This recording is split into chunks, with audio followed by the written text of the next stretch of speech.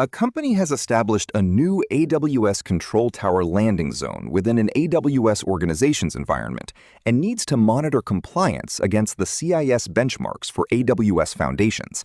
The organization requires a centralized view of compliance findings via AWS Security Hub. Access must be restricted such that only the security team can view aggregated findings, while individual users retain access to their specific accounts findings. Furthermore, the organization requires that all member accounts be registered in Security Hub automatically upon account creation. Identify the 3 most effective and automated methods to fulfill these requirements. Okay, let's examine question 43. The question here is focusing on how to configure Security Hub in organization's management account given an organization structure with multiple accounts and AWS Control Tower. Option A. Activate trusted access for Security Hub in the organization's management account, create a dedicated security account via AWS Control Tower, assign it as the delegated Security Hub administrator, and apply the CIS benchmarks for AWS Foundations standard within that account. Option B. Activate trusted access for Security Hub in the organization's management account, and then apply the CIS benchmarks for AWS Foundations standard directly from the management account. Option C. Create an IAM Identity Center permission set with the necessary access rights and use the Create Account Assignment API to map security team members to this set within the delegated security account. Option D. Implement a service control policy to explicitly deny access to Security Hub for all users except those belonging to the security team. Option E. Enable the automatic enrollment feature within the Security Hub console. Option F.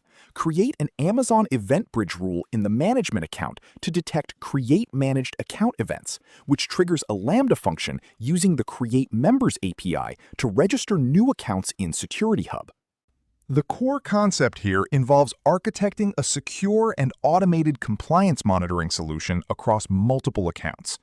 We're looking at how to leverage native AWS multi-account management tools to aggregate security data, maintain least privilege access for different user roles, and ensure that operational overhead is minimized by choosing built-in automation over custom-coded solutions.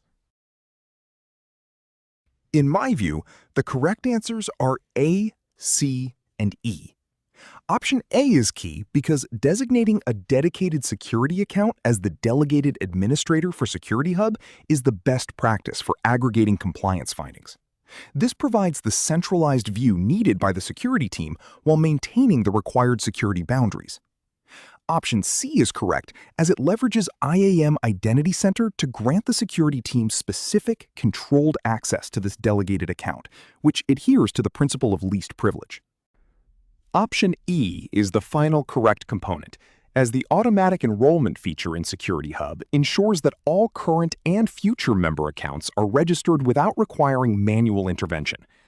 Now, regarding why the other options are incorrect, Option B is suboptimal because managing security from the management account is generally discouraged compared to using a delegated administrator. Option D is an overly complex and restrictive way to manage access compared to standard IAM roles. Finally, Option F is unnecessary because it proposes custom automation using EventBridge and Lambda to register accounts, which is redundant now that Security Hub provides native automatic enrollment. For your exam preparation, always prioritize native, automated features provided by AWS services over custom-built solutions, as they are more reliable and easier to maintain in the long run.